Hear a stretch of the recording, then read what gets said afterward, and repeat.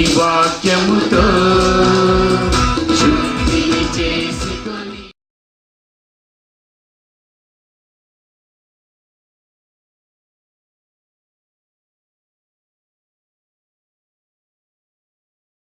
Good afternoon to all of you. ప్రభువైన యేసుక్రీస్తు నామములో మీకందరికీ శుభములు తెలియజేస్తున్నాను.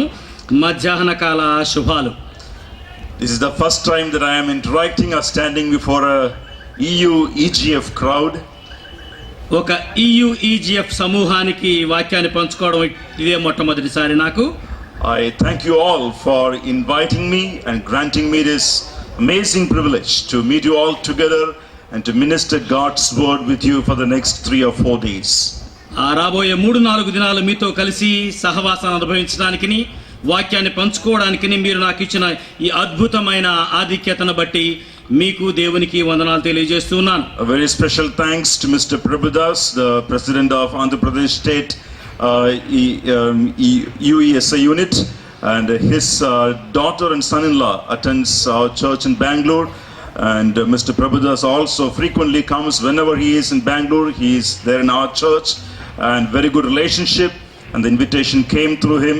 And a special thanks to Mr. Prabhudas for extending his invitation to me. UESI AP president గారైన మీ president గారైన ప్రభుదాస్ గారు, వారి కుమార్తె అల్లుడు మా సంఘ సభ్యులు, మరి వీరు కూడా సెలవుల్లో వారి దగ్గరికి వచ్చినప్పుడు మా సంఘానికి హాజరవుతూ ఉంటారు సంఘ ఆరాధనకు. మరి వారి దగ్గర నుంచి ఆహ్వానం వచ్చినప్పుడు నేను సంతోషంతో మన్నించి ప్రార్థనాపూర్వకంగా ఇక్కడికి రావడం జరిగింది. వారికి కూడా వందనాలు తెలియజేస్తున్నాను. I've been to Andhra Pradesh couple of times. 1-2 సార్లు ఆంధ్రప్రదేశ్కు నేను వచ్చాను. Came up to Vijayawada and then to Gudivada. Vijayawada, Gudivada వరకు కూడా వచ్చాను. Slowly the Lord is extending the territory, it looks like. ఆ యొక్క రాజ్యాన్ని ఇంకా విస్తరిస్తున్నాడు దేవుడు అని నాకు అర్థమవుతుంది. I came to know Rajahmundry is further away from Gudivada. Rajamahendravaram Gudivada కంటే ఇంకా అవతల ఉందన్న సంగతి నాకు తెలియదు అప్పట్లో. The God willing next is what Vizag maybe. దేవుడి చిత్తం అయితే మరి వచ్చేసారి నేను వైజాగ్ వరకు వెళ్తానేమో. We will be spending some time looking at the book of Joshua. యెహోషువ గ్రంథంలోంచి కొన్ని మాటలు ధ్యానించడానికి మనం ఈ దినాల్లో ప్రయత్నం చేద్దాం. One of my favorite Bible teachers once mentioned like this: there are 2 books in the Old Testament every young person should master. Number 1 is the book of Joshua, number 2 is the book of Daniel. నాకు ఎక్కువ ఇష్టమైన ఒక వేదాంత పండితులు ఈ మాట చెప్పారు. బైబిల్లో 2 పుస్తకాలు ప్రతి యవ్వనస్తుడు కూడా తప్పకుండా చదివి తీరాల్సిందే. మొట్టమొదటిది యెహోషువ గ్రంథం, another one is the book of Daniel. దానియేలు గ్రంథం. ఈ 2 కూడా యవ్వనస్తులు ప్రత్యేకంగా పఠించవలసిన గ్రంథాలు అని. 2 Old Testament books packed with practical principles for us to live every day. ప్రతి దినం దైనందిన జీవితం ఏ విధంగా జీవించాలో కావాల్సిన అతి ప్రాముఖ్యమైన సూత్రాలు ఈ 2 పాత నిబంధన గ్రంథాల్లో కూడా లిఖించబడి ఉన్నాయి. So praise be to God who led the team to pick up this book, the book of Joshua, to be an appropriate book for a young audience like this. And I think the Spirit of God will speak to you and me the same way for the next 3-4 days as we spend time on this book. యవనస్తులైన ఈ గుంపుకు చక్కని అంశాన్ని ఎంచుకోవడంలో ఆ committee వారికి దేవుడు ఇచ్చిన జ్ఞానాన్ని బట్టి నిజంగా దేవునికి వందనాలు తెలియజేస్తున్నాను. ఈ 4 దినాలు కూడా దానిలోంచి మనకు దైనందిన జీవితానికి కావాల్సిన సూత్రాలు నేర్చుకోవడానికి ప్రయత్నం చేద్దాం. Now I'm a Bible teacher, so I never begin through a book without giving a proper introduction to the book. నేను బైబిల్ బోధించేవాడిని కాబట్టి, బోధకుడిని కాబట్టి మరి దాని ఇంట్రడక్షన్ చెప్పకుండా ఏ పుస్తకంలోని కూడా నేను వెళ్ళను. So this is a pretty big book, so I won't be able to do a detailed introduction with you, but I will take probably 5-6 minutes to give you a quick overview of what this book is all about. యెహోషువ గ్రంథం చాలా పెద్దది.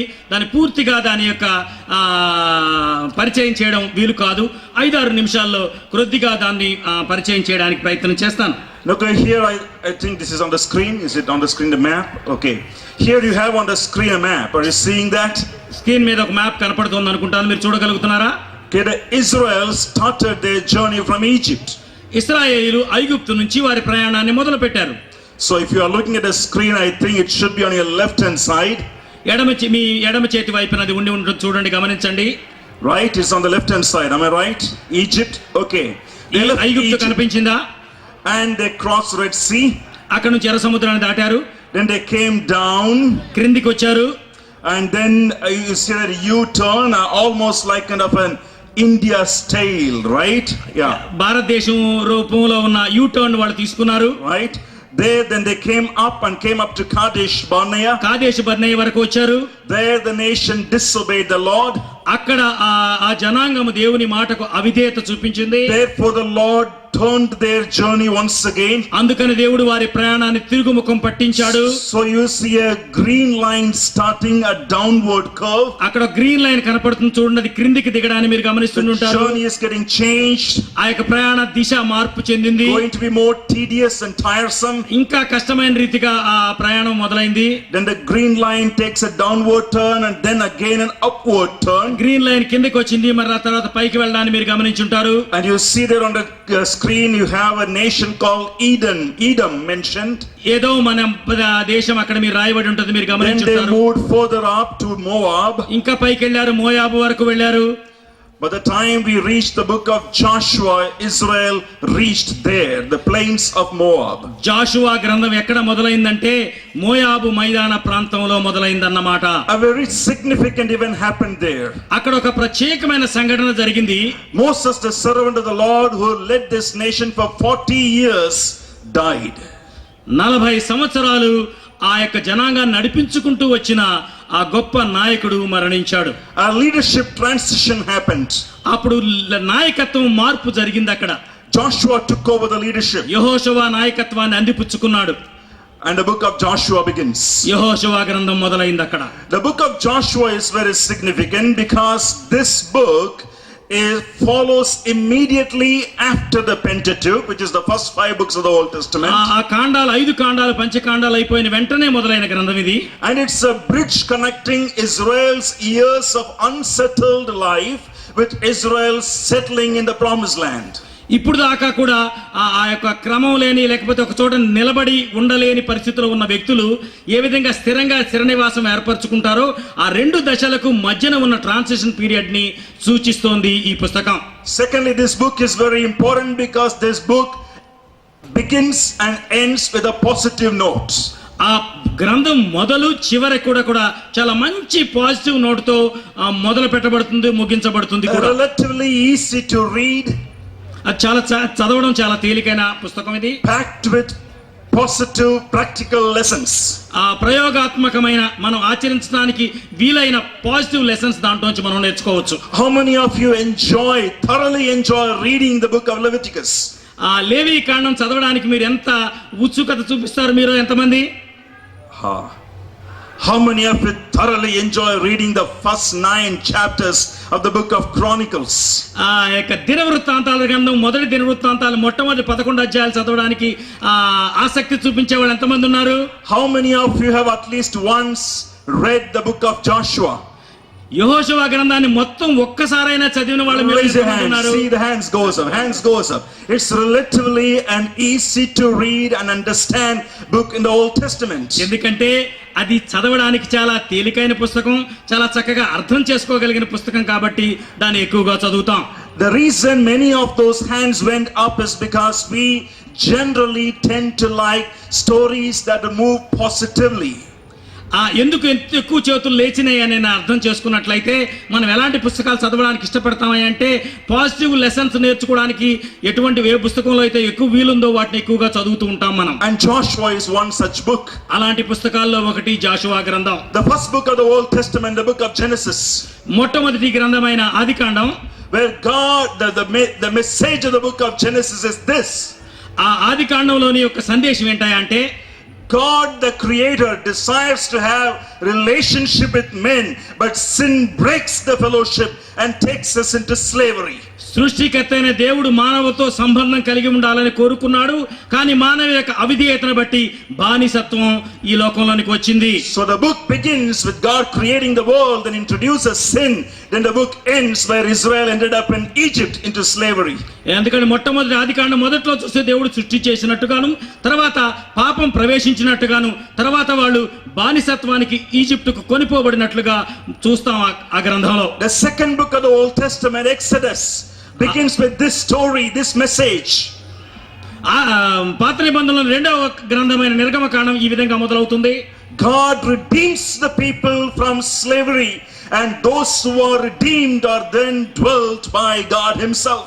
దేవుడు ఆ బానిసత్వం నుంచి ఆయన జనాంగాన్ని విడిపించడం, వారి మధ్యన దేవుడు నివసించడాన్ని కూడా ఆ గ్రంథంలో మనం గమనిస్తాం. So the book begins by God redeeming the people and ends by the story of tabernacle. మొదలు ఏ విధంగా అవుతుందంటే నిర్గమకాండం వారు ఈజిప్ట్ లోంచి బానిసత్వం నుంచి విడిపించబడడంతో మొదలవుతుంది. దేంతో ముగించబడుతుందంటే ప్రత్యక్ష గుడారంలో వారి మధ్యన దేవుడు నివసించడంతో అంతం చేయబడుతుంది. The third book of the Old Testament, Leviticus. మూడవ పుస్తకమైన ఆ లేవీ కాండం. Those who are redeemed must then worship God and live a holy life.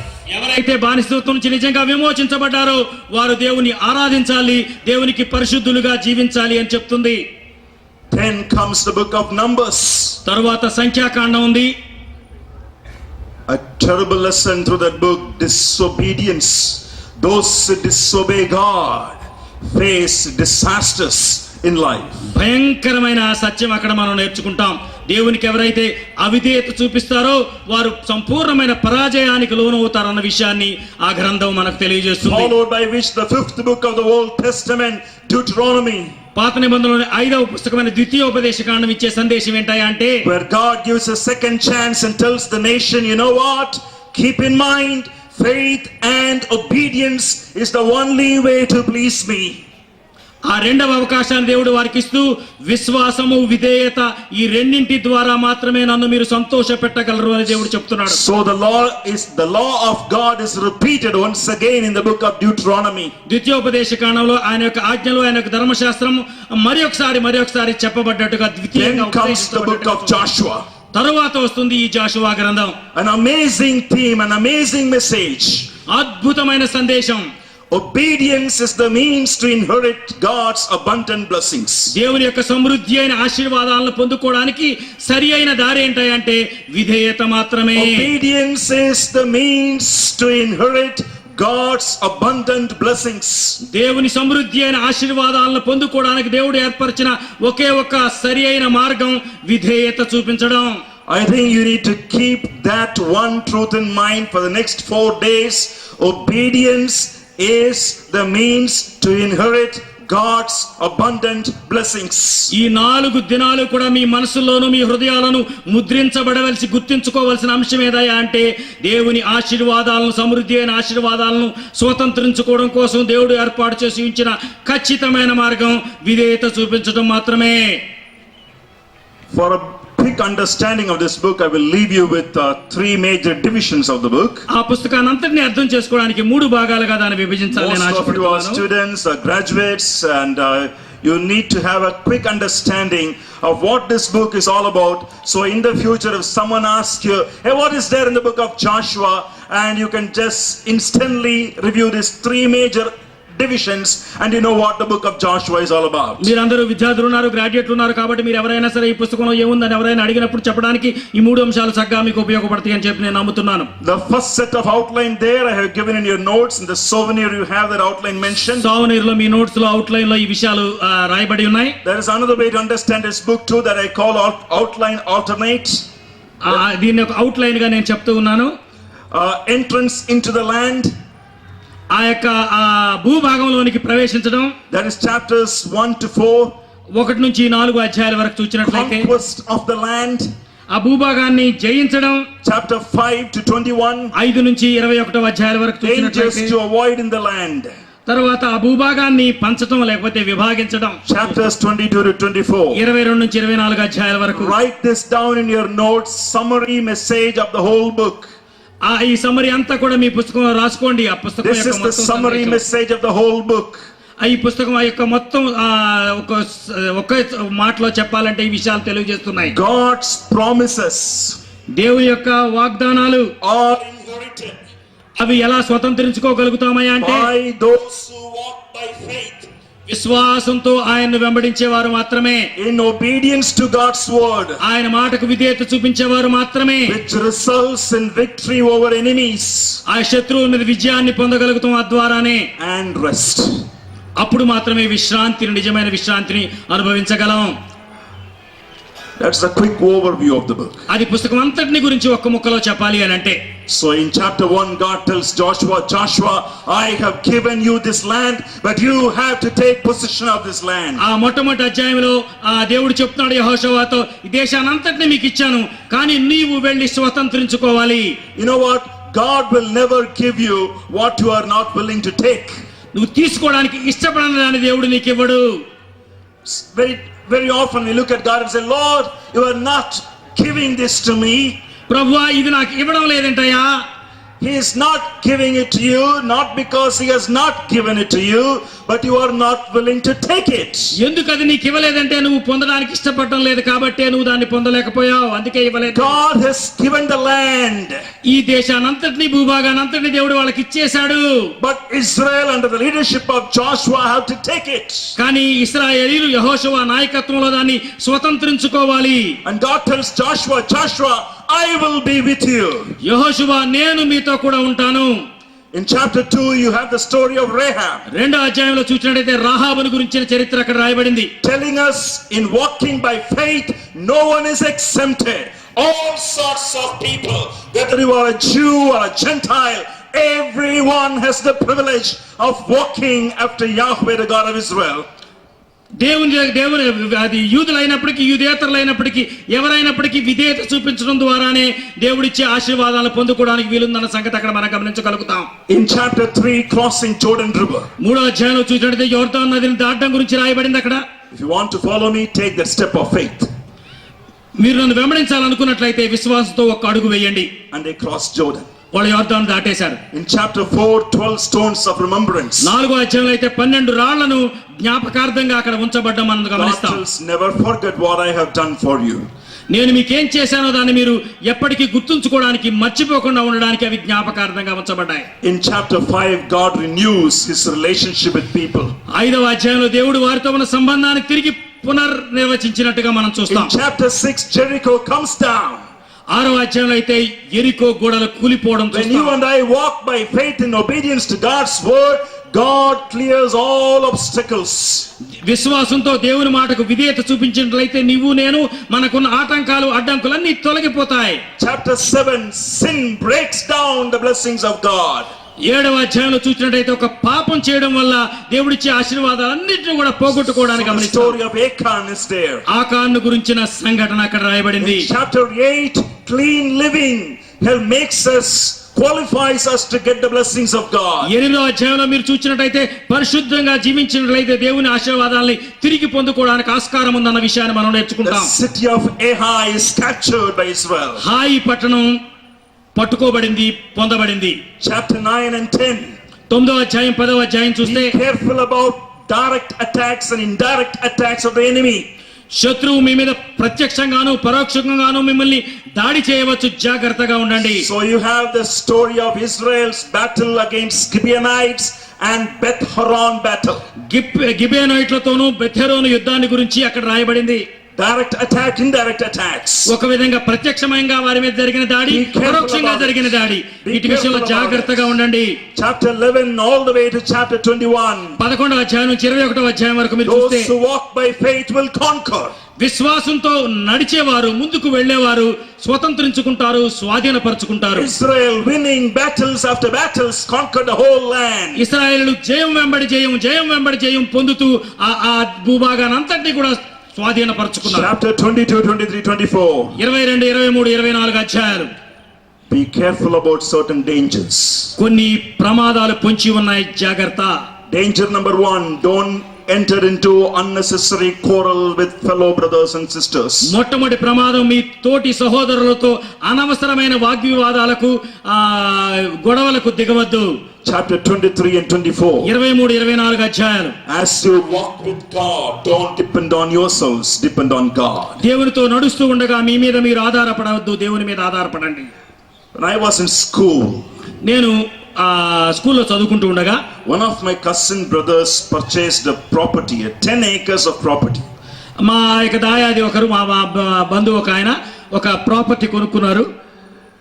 This 10 acres of property was somewhere in a mountain. ఆ 10 ఎకరాల భూభాగం కొండ ప్రాంతంలో ఉంది. So one day he comes home. I was in 8th or 9th standard, I think. The young blood that is asking you to do anything that you dare to do. 8-9 తరగతి చదువుకుంటున్న class 8-9 తరగతి చదువుతున్న దినాల్లో ఆ ఉడుకు రక్తం అది ఏం కావాలంటే అది చేయడానికి ఇష్టపడే సమయం అది. He comes home once and tells, Simeon, you want to come with me? I'm going to go to this place. We are going to plant pepper there. మనం అక్కడికి వెళ్దాం. నేను ఏ స్థలాన్ని అయితే కొనుక్కున్నాను ఆ స్థలం దగ్గరికి వెళ్ళినట్టయితే కొన్ని మొక్కలు పెప్పర్ మొక్కలు అక్కడ నాటుదాం వెళ్దాం అన్నాడు. So I said, let's go. వెళ్దాం పద అన్నాను. So that day morning, my mom, got up in the morning. She made some mutton biryani and all those things and packed it up for us. మా అమ్మగారు లేచి పొద్దున్నే mutton biryani అన్ని చేసి ఇచ్చింది. అవన్నీ ప్యాక్ చేసుకుని బయలుదేరాం. So we started the journey. ప్రయాణం మొదలుపెట్టాం. He showed the mountain. ఆ కొండను చూపించాడు, కొండ ప్రదేశాన్ని. And I had no idea what mountain is all about. కొండలు ఏ విధంగా ఉంటాయో అప్పటికి నాకు తెలియదు. Or what climbing a mountain is all about. కొండ ఎక్కడమంటే ఎలా ఉంటుందో నాకు తెలియదు అప్పట్లో. I just walked confidently. నడుచుకుంటూ వెళ్తున్నాను ధైర్యంగా. Half an hour went by. ఒక అరగంట అయింది. 1 hour. గంట సేపు అయింది. 2 hours. 2 గంటలు అయింది. 2.5 hours. 2.5 గంటలు అయింది. Journey is not ending. ఆ ప్రయాణం ముగియడం లేదు. Every single rock is climbed. ప్రతి ఒక్క రాయి ఎక్కబడాల్సి వస్తుంది. Meanwhile it started raining. వర్షం రావడం మొదలు పెట్టింది. We got wet. పూర్తిగా తడిచిపోయాం. The journey continued. కానీ ప్రయాణం జరుగుతూనే ఉంది. And somewhere in the journey I want to just open my mama's biryani and have it, but he won't allow. కానీ ఆ మధ్యలో ఎక్కడో బిర్యానీ ప్యాకెట్ ఊడదీసి తిందామని ప్రయత్నం చేశాను కానీ మా అన్నగారు ఒప్పుకోలేదు. So my brother will tell me, to eat this we have to reach the property. అది తినాలంటే మన భూభాగానికి చేరుకున్నాకే తినేది. 2.5 hours of climbing up the mountain, the property is not coming. 2.5 గంటల కొండలు ఎక్కుతూనే ఉన్నాం, ఆ భూభాగం మాకు ఇంకా కనబడలేదు. Desperate for my biryani. నేను ఆ బిర్యానీ తినాలని నేను ఎంతో ఆశగా కలిగి ఉన్నాను. But his rule is you shall not eat until you reach the property. మనం ఆ భూభాగాన్ని చేరుకునేంత వరకు కూడా తినడానికి ఆస్కారం లేదంటున్నాడు ఆయన. And I remember as a little boy walking with him. Finally he showed me, you see that? That's the property. ఇంకా అలాగే నడుస్తున్నాను అక్కడ దాకా అదుగో మనం కొనుక్కున్న భూమి అని చూపించాడు. I thought, biryani. అమ్మా బిర్యానీ అన్నాను. For him it was pepper. ఆయనకైతే అక్కడ నాటుతున్న పెప్పర్ మొక్కలు, for me it was biryani. నాకైతే బిర్యానీ కనపడుతోంది అక్కడ. Book of Joshua is like seeing that property. ఆ జాషువా గ్రంథం ఏంటంటే ఆ భూభాగాన్ని తేరి చూడడం. Tough journey of 40 years. 40 సంవత్సరాల అతి క్లిష్టమైన సంక్లిష్టమైన ప్రయాణం. Faced every difficulties on the way. అనేక సమస్యల్ని ఇబ్బందుల్ని వారు ప్రతికూలతలను ఎదుర్కొన్నారు. Finally the land is there. చివరకు ఆ భూభాగం దగ్గరకు వచ్చారు. You can conquer. మీరు దాన్ని జయించవచ్చు. You can eat the fruit of that land.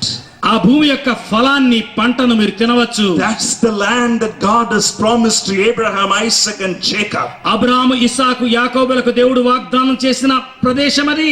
Let's go possess.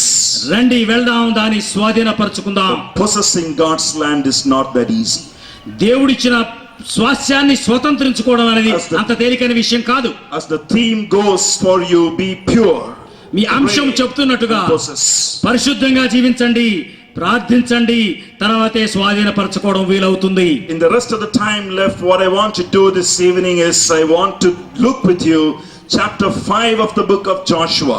నాకున్న మిగిలిన సమయంలో ఆ యెహోషువ గ్రంథం 5వ అధ్యాయాన్ని మాత్రం ధ్యానించడానికి ప్రయత్నం చేద్దాం. And also chapter 7. 7వ అధ్యాయాన్ని కూడా ధ్యానించడానికి ప్రయత్నం చేద్దాం. And the theme of this session is going to be, we are restored and separated unto God for purity.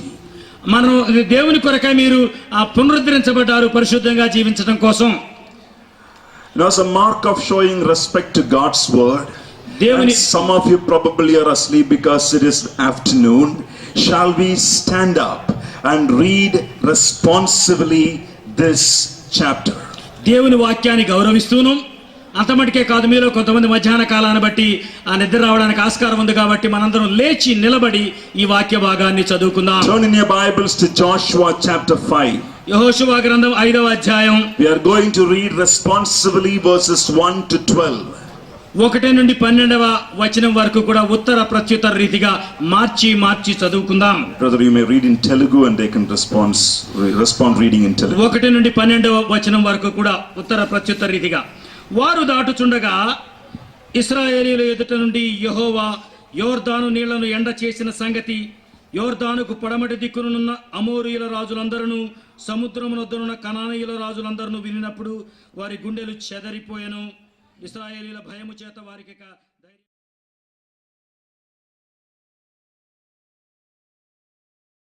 ప్రభు వైపు చూద్దామా సహాయం కొరకు.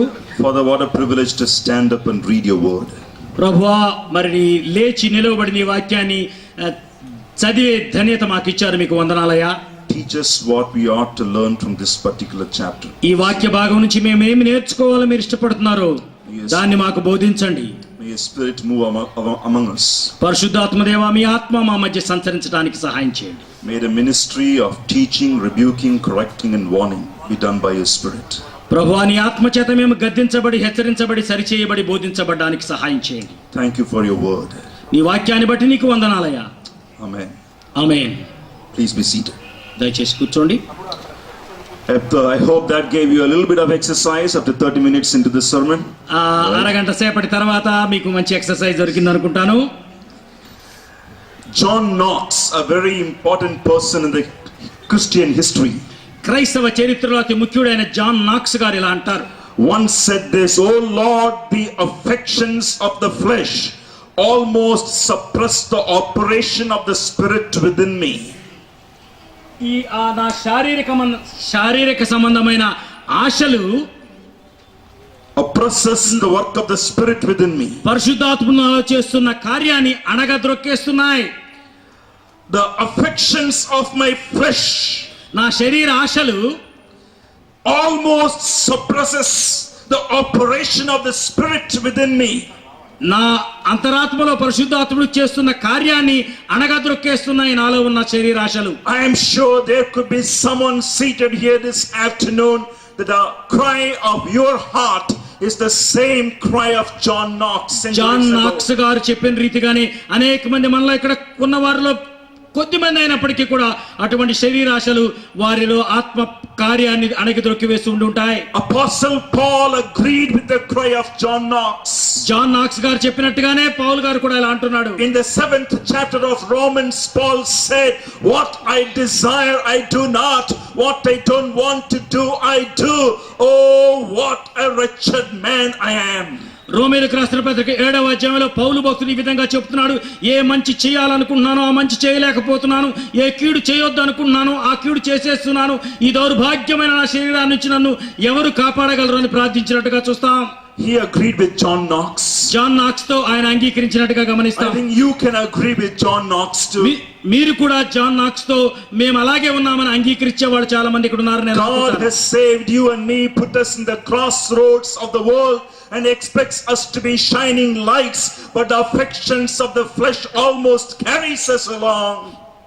ఈ లోకంలో మన దేవుడు ఒక 4 రోడ్ల కూడల్లో నిలబడి ఆయన యొక్క వెలుగును లోకానంతటికి ప్రదర్శించమని చెప్తూ ఉంటే మన శరీరాశలు మనల్ని కృంగదీసి ఉండడాన్ని మనం గమనించడం లేదా?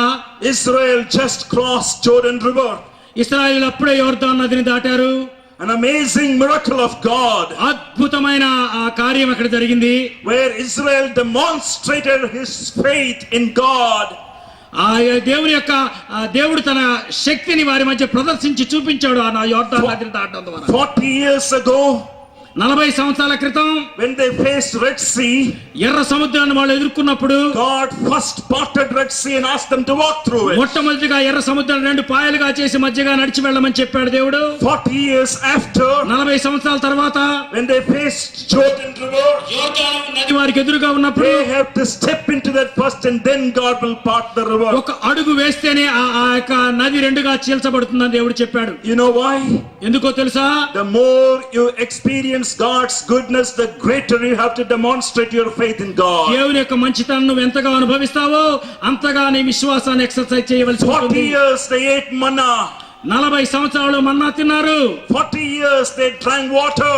40 సంవత్సరాలు వాళ్ళు నీరు తాగారు, దేవుడు ఇచ్చిన నీరు. In the desert. ఆ యొక్క ఎడారి ప్రాంతంలో దేవుడిచ్చిన నీరు తాగారు. God gave them victory over enemies. వారి యొక్క శత్రువుల మీద దేవుడు వారికి విజయాన్ని ఇచ్చాడు. Now comes Jordan River. ఇప్పుడు యోర్దాను నది వచ్చింది, flowing. పారుతూ ఉంది. And God says, you take that leg first and put it there and then see what will happen. ముందు మీ కాలు అక్కడ పెట్టండి, తర్వాత ఏం జరుగుతుందో చూడండి. Very often many Christians, even after accepting the Lord as their personal savior, they stay in that 40 years back experience, never grow in their faith at all. అనేక మంది ప్రభువైన యేసుక్రీస్తును అంగీకరించిన తర్వాత కూడా 40 సంవత్సరాల క్రితం వారు ఏ విధంగా ఉన్నారో ప్రభువుని అంగీకరించడం అలాగే ఉండిపోతారు, ఎదుగు బదుగు లేని స్థితి.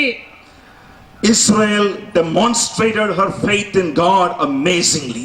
ఆ ఇశ్రాయేలీయులు అయితే దేవుని యందు వారికి ఉన్న విశ్వాసాన్ని చక్కగా ప్రదర్శించి చూపించారు. The first generation is gone dead. మొట్టమొదటి తరమంతా నశించిపోయింది, చనిపోయారు. Now there is hope regarding the second generation. ఆ యొక్క రెండవ తరం వారు వచ్చారు, వారి ముందు ఒక ఆశ, ఒక నిరీక్షణ నిలబడింది. They have taken the step to cross Jordan. యోర్దాను నది దాటడానికి ఒక అడుగు ముందుకేశారు.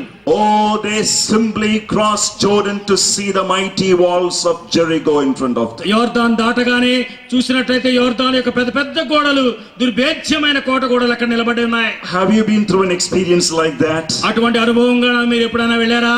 You cross one tough scenario in life, ఒక సంక్లిష్టమైన పరిస్థితిని దాటి బయటకు వచ్చి ఉంటారు, and you think it's all over. అంత అయిపోయిందిలే అనుకుంటుంటారు. And then you see a Jericho standing in front. కానీ అక్కడ చూస్తే ఎరుకో గోడలు లాంటి గోడలు అక్కడ నిలబడిపోయాయి. And you go to Lord, it's still not over. ప్రభువా, ఇంకా అవ్వలేదయ్యా నా ప్రయాణం. Israel was like that. ఇశ్రాయేలీయులు ఆ విధంగా ఉన్నారు. Mighty Jericho. ఒక దుర్భేద్యమైన కోటలు గోడలు కలిగినది ఎరికో. Before God brought down the mighty Jericho is chapter 5. 5వ అధ్యాయంలో ఎరికో గోడలు పడగొట్టబడక ముందు, where God is renewing his relationship with his people before he accomplishes a mighty task right before their eyes. వాళ్ళ కళ్ళ ముందు అటువంటి అద్భుత కార్యాన్ని, దుర్భేద్యమైన గోడలను పగలగొట్టే కార్యం చేయడానికి ముందు వారితో తన సంబంధాన్ని పునరుద్ధరించుకోవాలని దేవుడు కోరుతున్నాడు. So number 1, the restoration of relationship. మొట్టమొదటిగా దేవుడు వారికి తనతో ఉన్న సంబంధాన్ని తిరిగి పునరుద్ధరించుకుంటున్నాడు. God restoring his relationship with his people once again. తన బిడ్డలతో తనకున్న సంబంధాన్ని తిరిగి పునరుద్ధరించుకోవడం అక్కడ గమనిస్తున్నాం. The first 7 verses of chapter 5 of Joshua, you have something mentioned there, circumcision. యెహోషువ గ్రంథం 5వ అధ్యాయం 1 నుంచి 7 వచనాల వరకు మీరు చదివినట్లయితే వారికి సున్నతి చేయబడ్డమన్న సంగతి అక్కడ రాయబడింది. Circumcision was the sign of the Abrahamic covenant. అది సున్నతి అనేది అబ్రహాముతో దేవుడు చేసిన నిబంధనకు గుర్తు.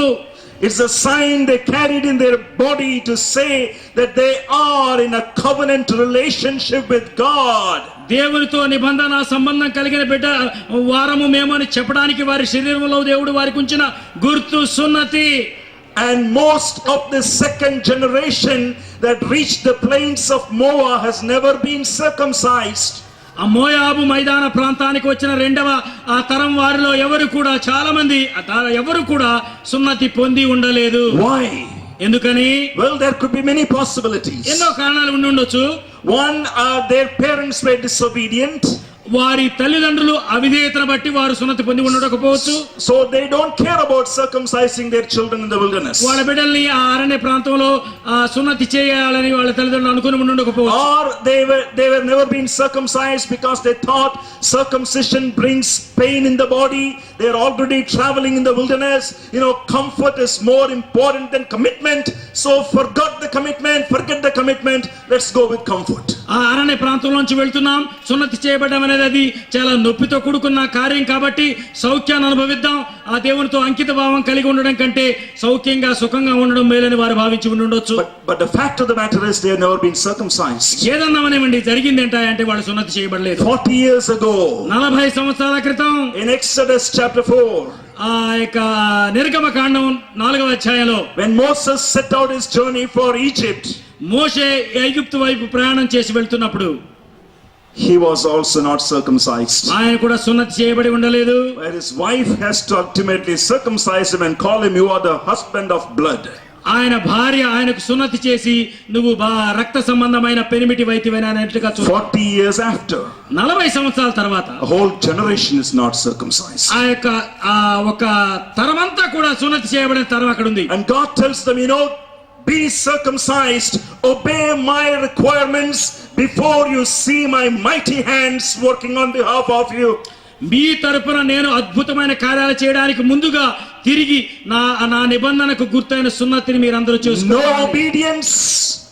No obedience, విధేయత లేకపోతే no seeing the mighty works of God. దేవుని యొక్క అద్భుతమైన బలమైన కార్యాలు చూడడం అనేది జరగదు. So God said, take knives. కాబట్టి కత్తులు తీసుకోండి. Oh, that doesn't look good. వినడానికి కానీ మాట్లాడడానికి కానీ Lord, knife is not a very good instrument. ఎందుకంటే కత్తి అనేది మంచి ఆయుధం కాదు, మంచి వస్తువు కాదు. It brings pain. అది చాలా నొప్పిని కలుగజేస్తుంది. But God says, take knives. తీసుకోండి, కత్తులు తీసుకోండి. Circumcise. సున్నతి చేయండి. According to a description in the book of Genesis, we know that once a circumcision is done, at least 3 days of pain follows. ఆది కాండంలో మీరు గమనించినట్లయితే సున్నతి చేయబడినట్లయితే 3 దినాలు నొప్పి ఉంటుంది. And I can almost imagine at the plains of Moab, all these men are circumcised, they are writhing in pain, agony, and they are contemplating what in the world is God doing. మోయాబు మైదాన ప్రాంతంలో ఉన్న వారందరికీ, పురుషులందరికీ కూడా సున్నతి చేయబడినప్పుడు వారందరూ కూడా నొప్పితో బాధపడుతూ దేవుడు ఏం చేస్తున్నాడు, ఏం చేయబోతున్నాడు మన కోసం అని అనుకుంటూ ఉండి ఉంటారు. God, you don't make sense. దేవా, ఇదేంటి మాకు అర్థం కావట్లేదు, ఎందుకు చేస్తున్నావో ఈ పని? We crossed Jericho. ఎరికో దాటాం. We crossed Jordan. యోర్దాను దాటాం. And right before we bring this Jericho down, you are asking us to be circumcised. You don't make sense. ఎరికో గోడలు కూల్చడానికి ముందు మమ్మల్ని నొప్పితో ఈ విధంగా బాధపడే సున్నతిని చేయబడమని అడగడం మాకెందుకు అది సమంజసంగా అనిపించడం లేదయ్యా. God says, it is my command to Abraham, do it. అబ్రహాముకు నేను ఇచ్చిన ఆజ్ఞ, ఇది చేయండి. In doing that circumcision, God renews the relationship with his people in a fresh and a new manner. ఆ సున్నతి చేయబడడం ద్వారా దేవుడు వారితో తనకున్న సంబంధాన్ని తాజాగా తిరిగి పునరుద్ధరించుకుంటున్నాడు. Before he brings Jericho down, his people must obey him. Jericho గోడలు కూల్చబడడానికి ముందు తన బిడ్డలు తన మాటకు విధేయత చూపించాలి. Because the evidence of loving God is obeying his word. వారు దేవుని ప్రేమిస్తున్నారు అన్నదానికి గుర్తు ఆయన మాటకు వారు లోబడమే. God tells Israel, you say that you are loving me, but I don't see any evidence of that because no circumcision. ఇశ్రాయేలులారా, మీరు నన్ను ప్రేమిస్తున్నాను అని చెప్తున్నారు, దానికి గుర్తైన సున్నతి మీలో లేదు, అది నాకు కనబడడం లేదు. And Israel was circumcised on that day. All men were circumcised. ఆ రోజు ఇశ్రాయేలులో పురుషులందరూ కూడా సున్నతి చేయబడ్డారు. Maybe you are seated here this afternoon. మీరందరూ చక్కగా ఇక్కడ కూర్చుని ఉన్నారు. Maybe a young man, young lady. ఆ యవనస్తులైన స్త్రీలు, పురుషులు. Maybe a family person. మీ కుటుంబ సభ్యులతో. A leader. మీ నాయకులతో. It doesn't matter. ఎవరైనా ఉండొచ్చు మీరు. But you are going through the same question as Israel when, Lord, you don't make sense. మీలో చాలా మంది అంటుండవచ్చు ఇశ్రాయేలు లాగానే, ప్రభువా ఇదేందో సమంజసంగా అనిపించడం లేదు, నువ్వు మమ్మల్ని చేయమన్న పని. At the same time, you also know the Lord is asking you to do some sort of obedience in some aspect of your life that you are resisting for quite some time now. మీ జీవితంలో అనేక దినాల నుంచి దేవుడు చేయమన్న పని ఒకటి మీరు చేయడం లేదు, ఎందుకంటే అది మీకు సమంజసంగా అనిపించడం లేదు. కాబట్టి you know what it is. అదేంటో మీకు తెలుసు. You are fighting with God, you don't want to do it. దేవునితో మీరు పోరాడుతున్నారు ఆ పని చేయకుండా ఉండడం కోసం. If you want to see God's hands at work in your life, surrender to God's word first. దేవుడు తన హస్తం ద్వారా మీ జీవితంలో కార్యాలు జరిగించాలి అనుకుంటే ఆ విషయంలో ఆయనకు లోబడండి, ఆయన చెప్పిన పని చేయండి. Purity begins with surrendering before God's requirements. పరిశుద్ధత ఏ విధంగా మొదలవుతుందంటే దేవుడిచ్చిన ఆజ్ఞలకు లోబడడం దగ్గరే మొదలవుతుంది. God is desiring to renew that relationship with you this afternoon. ఈ రోజున మీతో తన సంబంధాన్ని తిరిగి పునరుద్ధరించుకోవాలని దేవుడు కోరుతున్నాడు. You are saved, I understand. నాకు తెలుసు మీరందరూ రక్షించబడ్డారని. You are a wonderful believer, I understand. మీరందరూ అద్భుతమైన విశ్వాసులు, నాకు తెలుసు. Maybe you are a leader or part of a wonderful group leading others to Christ, I understand. మీరు ఒక నాయకుడిగా ఉండొచ్చు, చాలా మంది ప్రభు దగ్గర నడిపిస్తూ ఉండవచ్చు. And you know that you are a child of God. మీకు తెలుసు మీరు దేవుని బిడ్డలని. But there is some disobedience that's going on in your life. కానీ నీ జీవితంలో ఒక్క అవిధేయత మిగిలిపోయింది. That you stand before some Jericho in your life and you have no clue how this is going to come down. మీ ముందు ఎరికో లాంటి గొప్ప సమస్యలు మీ ముందు ఉండొచ్చు. ఎలా అది కూలిపోతుందో అర్థం కాక సతమతం అవుతూ ఉండొచ్చు. And instead of looking at your own life, you look at God and say, God, you don't make sense. మీ జీవితం అంతరంగ జీవితాన్ని పరిశీలించుకోకుండా దేవుని వైపు చూసి ఏంది ప్రభువా ఇది సమంజసంగా లేదే అంటూ ఉండొచ్చు. I encourage you, look at yourself. There's some problem within you. మిమ్మల్ని ప్రోత్సహించడానికి నేను ఇష్టపడుతున్నాను. మీ లోపలికి మీరు చూసి మీలో ఉన్న సమస్య మీ అవిధేయత ఏంటో గమనించండి. There is disobedience. ఒక అవిధేయత ఉంది. And God says, దేవుడు do what I want you to do. నేనేం చెప్పానో అది చెయ్యి. Renew your relationship with me. నాతో తిరిగి నీ సంబంధాన్ని పునరుద్ధరించుకో. And then see what I will do. అప్పుడు నేనేం చేస్తానో చూడు. The restoration of relationship, number 1. మొట్టమొదటిది దేవునితో మన సంబంధాన్ని తిరిగి పునరుద్ధరించుకోవడం. The number 2, the restoration of dignity or honor.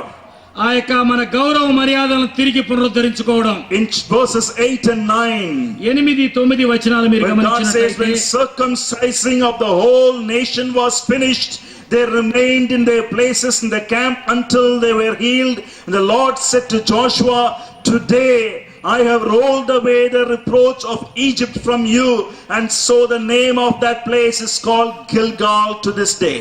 వారు సున్నతి పొందుడు తీరిన తర్వాత తాము బాగుపడే వరకు పాళెములోని తమ చోట్ల నిలిచిరి. 8వ అధ్యాయం 8వ వచనం 9వ వచనం అయితే, అప్పుడు యెహోవా, నేడు నేను ఐగుప్తు అవమానం మీ మీద ఉండకుండా దొరలించి వేసి ఉన్నానని యెహోవా షువాతో అనెను. అందుచేత నేటి వరకు ఆ చోటికి గిల్గాలు అని పేరు. They were brought to a place called Gilgal. గిల్గాల్ అనే ప్రదేశానికి వాళ్ళు తీసుకురాబడ్డారు. And God removed the shame of Egypt. వారి యొక్క ఐగుప్తు యొక్క అవమానాన్ని వారి దగ్గర నుంచి దొరలించి వేశాడు, తీసివేశాడు. There is something interesting going on in this chapter. I will tell you what's going on. ఒక ఆసక్తికరమైన సంగతి ఈ అధ్యాయంలో జరుగుతుంది. అదేంటో మీకు చెప్తాను నేను. Maybe you have your Telugu Bibles with you, but let's look at verse 4. మీ దగ్గర తెలుగు బైబిల్ ఉండి ఉంటది. 4వ వచనంలో మీరు గమనించండి. And I will read and maybe brother can help me what's there in the Telugu Bible. And this is the reason why Joshua circumcised them, all the males of the people. What's the word for people there? పురుషులందరూ. Purushulandaru. Okay, am I saying it right? Okay, correct. Okay. That's a word in the Hebrew language called am. A-M. Okay, ఆమ్ అనే మాట వాడబడింది పురుషుద్ధుల పదం. Aam Aadmi Party, right? Aam Aadmi Party. Okay, then maybe in Hindi aam also means mango, right? Okay, yeah, that's the aam. Okay, A-M. This word is used in verse 4, translated in Telugu Bible, whatever brother said. That word simply means a group of people, a number of people. I'm just telling you, there are around 3,000 people seated here. That's the word. All that I am focused is number. ఆ వ్యక్తులు పురుషులందరూ అన్న పదానికి ఆదిమ భాషలో రాయబడిన మాటను గారు గమనించినట్లయితే కొంతమంది వ్యక్తులు, ఒక 1000 మంది, 3000 మంది వ్యక్తులు అనే అర్థాన్ని వచ్చే మాట అది. Yeah. So how do you feel if I come here and come up here and say, oh, there are 3,000 people out there, and just walk off? That's not relationship, isn't it? అక్కడ ఒక 2-3 మంది ఉన్నారు అని చెప్పేసి నేను అక్కడ నుంచి వెళ్ళిపోతే అది సంబంధం అని అనిపించుకోదు. Now look at verse 6. 6వ వచనాన్ని గమనించండి. Again you have for the people of Israel. What's in Telugu? యోధులందరూ అన్న మాట రాయబడిందండి. For the people of Israel walked 40 years. ఇశ్రాయేలీయులు, the whole Israelites. The whole Israelites. Okay. Again, the English Bible is saying the people of Israel. Now the Hebrew Bible is using another word. You can easily read that, Beni, right? Beni. This word means sons. A word of intimacy, relationship. People of Israel in verse 6, Beni. 6వ వచనంలో ఇశ్రాయేలు అని వాడబడిన మాటకు ఆదిమ భాషలో మాట్లాడిన మాట ఏంటంటే కుమారులు అన్న మాట రాయబడింది. అక్కడ పురుషులు అన్న మాట వాడినట్టు ఇక్కడ ఇశ్రాయేలు అని రాయబడిన చోట కుమారులు అన్న మాట. కుమారులు అన్న పదం ఒక సంబంధాన్ని తెలియజేసేదిగా ఉంటుంది. గమనించండి. Look at verse 8. 8వ వచనాన్ని గమనించండి. When the circumcising of the whole nation was finished. See that? సమస్త జనము అన్న మాట రాయబడింది అక్కడ. సమస్త జనము, right? Whole nation was finished. the Hebrew Bible changes the word here. Now the word used is called goy, G-O-Y, goy. This particular word throughout the Old Testament is used in relation to Gentile nations. Now that word is used in relation to whom? Hebrew భాషలో సమస్త జనము అన్న చోట రాయబడిన మాట అన్యుల గురించి ప్రస్తావిస్తూ రాయబడే మాట. That's the word goy used in verse 8. సమస్త జనము అని 8వ వచనంలో రాయబడిన మాటకు గోయ్ అన్న మాట వాడబడింది హెబ్రీ భాషలో. My point is this: Israel, who were the sons of God, Beni, here at chapter 5, after 40 years of journey, just became a number of people, just like the nations around them, lost their uniqueness. ఇది ఏం చెప్తుందంటే ఇశ్రాయేలీలు ఆయన బిడ్డలైన వారు ఆయన బిడ్డలుగా ఉండకుండా అన్యుల వలె జీవించారు ఇన్ని దినాలు అని చెప్పడానికి ఇది సూచిస్తూ ఉంది. God is not able to call them as Beni. He says goy. Just like any Gentile nations, you are also behaving. Circumcise. Renew the relationship. Get back to me. I want to call you as Beni. But you are forcing me to call you as number of people. Goy, just like Gentile nations, become Beni. I want to be your father. You need to be my sons. దేవుడు ఆయన బిడ్డలతో అంటున్నాడు, నేను మిమ్మల్ని కుమారులారా అని పిలవాలని నేను ఆశపడుతున్నాను, నేను మీ తండ్రిగా ఉండాలని నేను ఆశపడుతున్నాను. కానీ మీరు అవిధేయతను బట్టి, మీరు సున్నతి చేయించుకోకపోవడాన్ని బట్టి మీరు అన్యులుగా పిలువబడుతున్నారు. మామూలు ఒక సమూహమైన ప్రజలుగానే ఉంటున్నారు, కానీ తిరిగి మిమ్మల్ని మేము నా కుమారులుగా చేసుకోవాలని నేను మీ తండ్రిని కావాలని ఆశపడుతున్నాను దేవుడు చెప్తున్నాడు. For God to call them once again as sons, they have to obey God. They circumcised. As soon as they circumcised, God removed the shame of Egypt. దేవుడు చెప్తున్నాడు, దేవుడు చెప్పిన రీతిగా వారు సున్నతి చేయబడినట్లయితే అప్పుడే వారు కుమారులు అని పిలువబడుతున్నారు. ఐగుప్తు అవమానం వారి దగ్గర నుంచి తొలగించబడింది, దొర్లించబడింది. వారు ఆయన కుమారులయ్యారు. They lost their honor and dignity back in Egypt.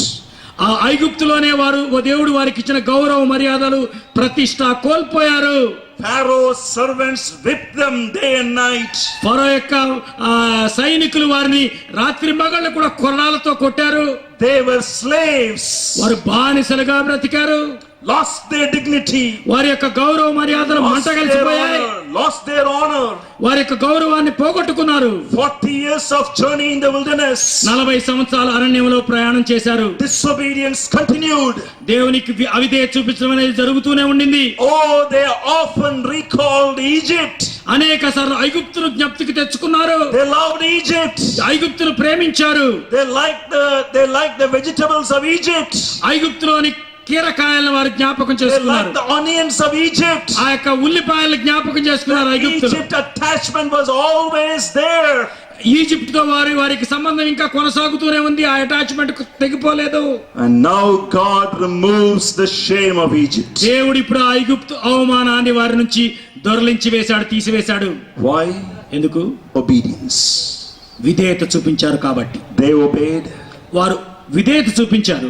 God removed the shame of Egypt. వారి యొక్క ఐగుప్తు అవమానాన్ని దేవుడు దొరలించి వేశాడు. Restored the relationship. వారితో తన సంబంధాన్ని తిరిగి పునరుద్ధరించుకున్నాడు. Look, the amazing result of God restoring our honor. ఆ వారి యొక్క గౌరవ మర్యాదను తిరిగి వారికి ఇవ్వడమే దేవుడిచ్చిన ధన్యత వారికి. ఆ సమయం 3, the restoration of celebration.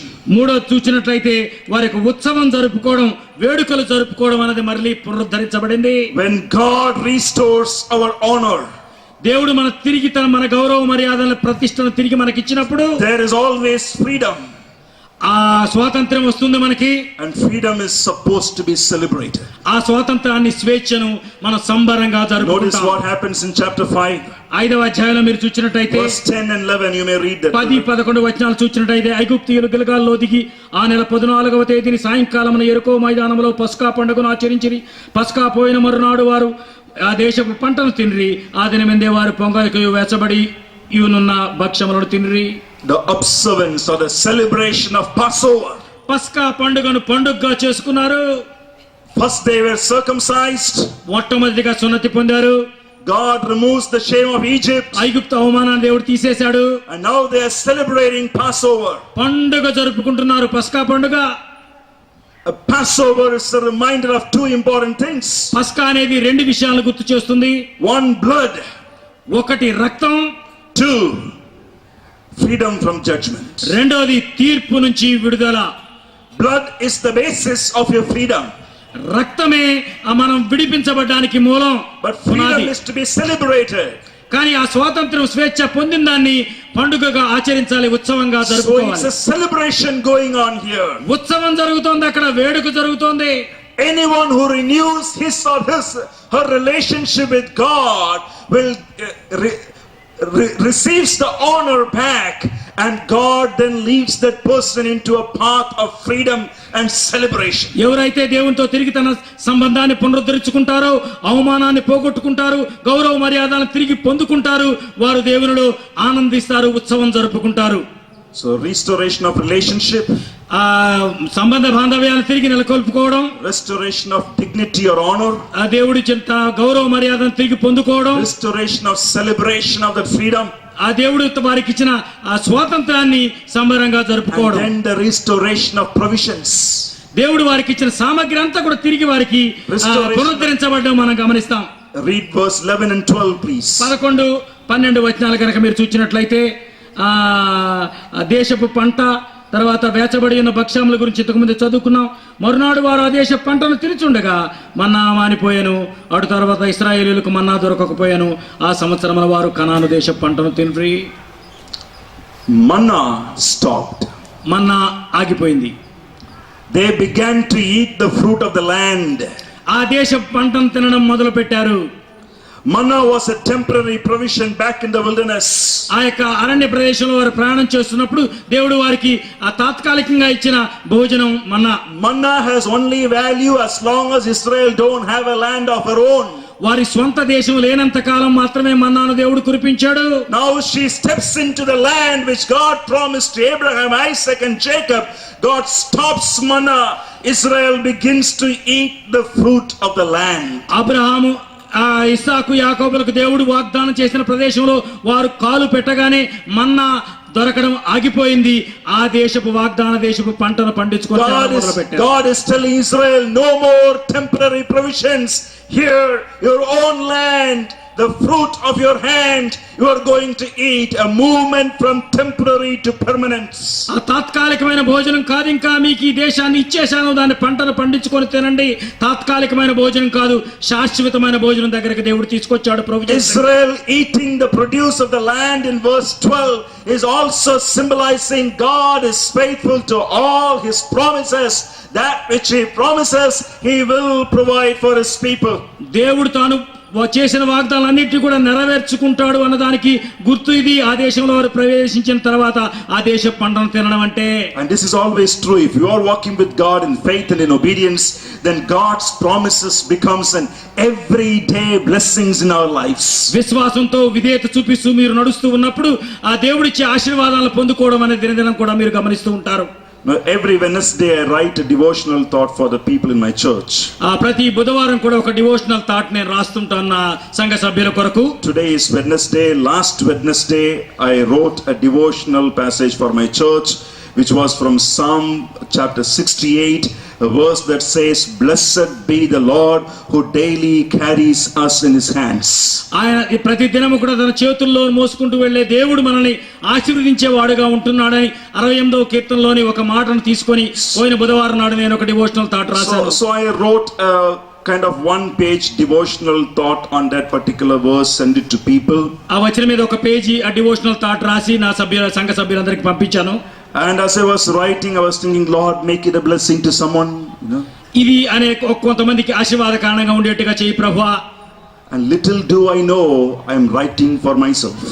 నా కోసమే ఆ మాటలు రాసుకుంటున్నా సంగతి అప్పుడు నాకు తెలియదు. That evening, last Wednesday evening, 3 o'clock, I picked up my boys from school, was coming back to home in car. ఆ రోజు సాయంత్రం, బుధవారం నాడు సాయంత్రం అది రాసిన తర్వాత నా కుమారుని తీసుకొని నేను కారులో వస్తూ ఉన్నాను. A bus right in front of me suddenly applied brake. నా ముందు వెళ్తున్న బస్ డ్రైవర్ సడన్ గా బ్రేక్స్ వేశాడు. and my car goes right under the bus. ఆ బస్ కింద దూరిపోయింది నా కారు. Nothing happened. ఏం జరగలేదు. No injury, no harm. మాకెవరికి కూడా ఎటువంటి హాని కలగలేదు.